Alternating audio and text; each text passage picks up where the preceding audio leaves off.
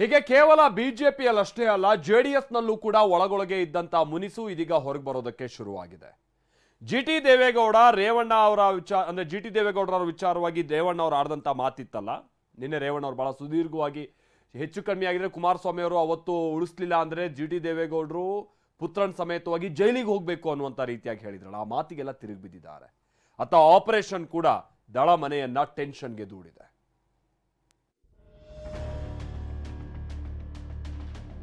Kumaraswamy JDS Deve Gowda ಕಟ್ಟಿರೋ ಪಕ್ಷವನ್ನ demolish ಮಾಡವ್ರೆ. ದಳಪತಿಗಳ ವಿರುದ್ಧವೇ ಮತ್ತೆ ಸಿಡಿದ ಜಿಟಿ ದೇವೇಗೌಡ. ಅಪ್ಪ ಮಗ ಜೈಲು ಎಂದ ರೇವಣ್ಣಗೆ ಜಿಟಿಡಿ ತಿರುಗೇಟು.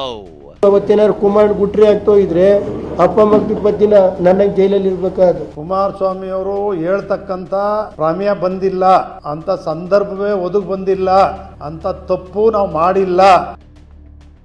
ದೇವೇಗೌಡರು ಕಟ್ಟಿದ ಪಕ್ಷವನ್ನ ಕುಮಾರಸ್ವಾಮಿಯೇ ಹಾಳು ಮಾಡಿದ್ರು ಅಂತ ಮೊನ್ನೆಯಷ್ಟೇ ಜಿಟಿ ದೇವೇಗೌಡ ಕಿಡಿಕಾರಿದ್ರು. ಆ ಮೂಲಕ ಪಕ್ಷದೊಳಗಿನ ಅಸಮಾಧಾನದ ಬೆಂಕಿ ಸ್ಫೋಟವಾಗುವಂತೆ ಜಿಟಿಡಿ ಮಾಡಿದ್ರು. ಇದೀಗ ರೇವಣ್ಣ ನಿನ್ನೆ ಆಡಿದ ಮಾತಿಗೆ ಜಿಟಿಡಿ ತಿರುಗೇಟು ಕೊಟ್ಟಿದ್ದಾರೆ. ನಿನ್ನೆ ಸುದ್ದಿಗೋಷ್ಠಿಯಲ್ಲಿ ಮಾತನಾಡಿದ್ದ ರೇವಣ್ಣ ಜಿಟಿಡಿ ವಿರುದ್ಧ ಹರಿಹಾಯ್ದಿದ್ರು.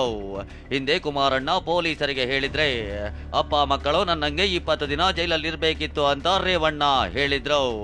ಇದಕ್ಕೆ ಇಂದು ಜಿಟಿಡಿ ತಿರುಗೇಟು ಕೊಟ್ಟಿದ್ದಾರೆ. ನನಗೊಂದು ಪೊಲೀಸ್ ಆಫೀಸರ್ ಫೋನ್ ಮಾಡಿದ್ರು, ನಮ್ಮ ಅಭಿಮಾನಿ. ನೈಟ್ ಇವತ್ತು ಜಿಟಿ ದೇವೇಗೌಡರನ್ನ ಅರೆಸ್ಟ್ ಮಾಡೋಕ್ಕೆ SP DOSP ಪೊಲೀಸ್ ಎಲ್ಲ ರೆಡಿ ಇದೆ ಸರ್, ಅರೆಸ್ಟ್ ಮಾಡೋಕ್ಕೆ ರೆಡಿ ಇದ್ದಾರೆ ಅಂತ ಹೇಳಿ ಒಂದು ಇನ್ಫಾರ್ಮೇಷನ್ ಬಂತು. ಕುಮಾರನಿಗೆ ಕೊಟ್ಟೆ 2017-18ರಲ್ಲಿ. ಅವತ್ತೇನಾದ್ರು ಕುಮಾರ್ ಗುಟ್ರಿ ಆಗ್ತೋ ಇದ್ರೆ ಅಪ್ಪ ಮಗ 20 ದಿನ ನನ್ನ ಜೈಲಲ್ಲಿ ಇರ್ಬೇಕಾದ್ರು. ನನ್ನ ಮಗ ನಾನು 20 ದಿವಸ ಜೈಲಲ್ಲಿ ಇರಬೇಕು ಅಂತೇಳಿ ರೇವಣ್ಣವ್ರು ಯಾರನ್ನ ಯೋಚನೆ ಮಾಡಿ ಹೇಳಿದ್ರು ನನಗಂತೂ ಗೊತ್ತಿಲ್ಲ. ಇಷ್ಟಕ್ಕೆ ಸುಮ್ಮನಾಗದ ಜಿಟಿಡಿ ಹಿಂದೆ ಯಡಿಯೂರಪ್ಪ ಅವರನ್ನ ಸಿಎಂ ಮಾಡದಂತೆ ಮಾಡಿದ್ದು ಇದೇ ರೇವಣ್ಣ ಅಂತ ಹೇಳೋ ಮೂಲಕ ಹೊಸ ಬಾಂಬ್ ಸಿಡಿಸಿದ್ರು. ಕುಮಾರಸ್ವಾಮಿ ಅವರೇ ಉಪಮುಖ್ಯಮಂತ್ರಿ ಆಗಬೇಕು ಅನ್ನೋದು, ರೇವಣ್ಣವ್ರಿಗೆ ಉಪಮುಖ್ಯಮಂತ್ರಿ ಸಿಗಲಿಲ್ಲ ಅನ್ನೋ ಕಾರಣಕ್ಕೆ ರೇವಣ್ಣವರು ದೊಡ್ಡವ್ರ ಜೊತೆ ಮಾತಾಡಿ ಇದನ್ನು ತಪ್ಪಿಸಿದ್ರು. ಹೀಗೆ ಚನ್ನಪಟ್ಟಣದಲ್ಲಿ ನಿಖಿಲ್ ಸೋಲಿನ ಬಳಿಕ ದಳಮನೆಯಲ್ಲಿ ತಳಮಳ ಶುರುವಾಗಿದೆ. ಒಂದ್ ಕಡೆ HDK ವಿರುದ್ಧ ಕೆಲವರು ಅಸಮಾಧಾನ ಹೊರಹಾಕ್ತಾ ಇದ್ರೆ ಜೆಡಿಎಸ್ ಭಿನ್ನರಾಗವೇ ಆಪರೇಷನ್ ಹಸ್ತಕ್ಕೆ ಅನುಕೂಲ ಆಯ್ತಾ ಅನ್ನೋ ಚರ್ಚೆ ಹುಟ್ಟು ಹಾಕಿದೆ.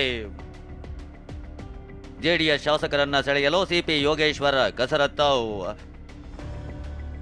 ಉತ್ತರ ಕರ್ನಾಟಕ ಭಾಗದ ಶಾಸಕರಿಗೆ ಆಪ್ತರ ಮೂಲಕ ಗಾಳ.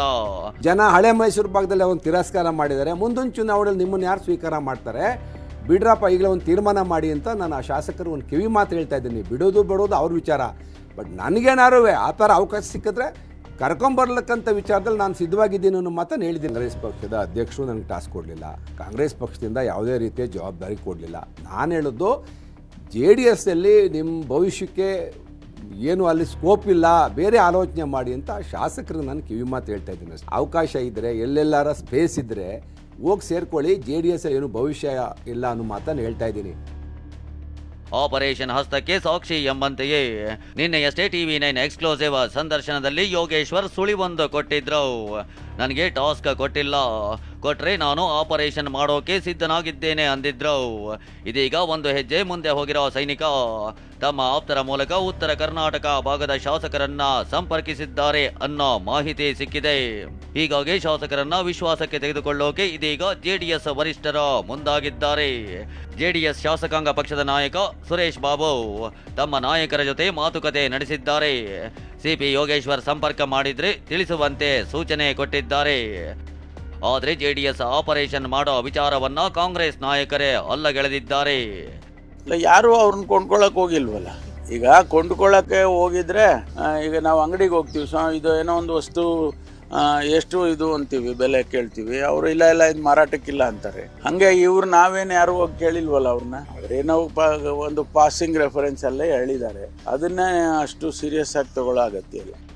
ಅದೇನೇ ಇರಲಿ, ನಿಖಿಲ್ ಸೋಲಿನ ಬಳಿಕ JDS ಮನೆಯಲ್ಲಿ ಆಂತರಿಕ ಸಂಘರ್ಷ, ಆಪರೇಷನ್ ವಿಚಾರ ವರಿಷ್ಠರಿಗೆ ತಲೆನೋವಾಗಿದೆ. ಇದೆಲ್ಲವನ್ನು ಹೇಗೆ ನಿಭಾಯಿಸ್ತಾರೆ ಅನ್ನೋದೇ ದೊಡ್ಡ ಸವಾಲಾಗಿದೆ. ಸುನಿಲ್, TV9 ಬೆಂಗಳೂರು.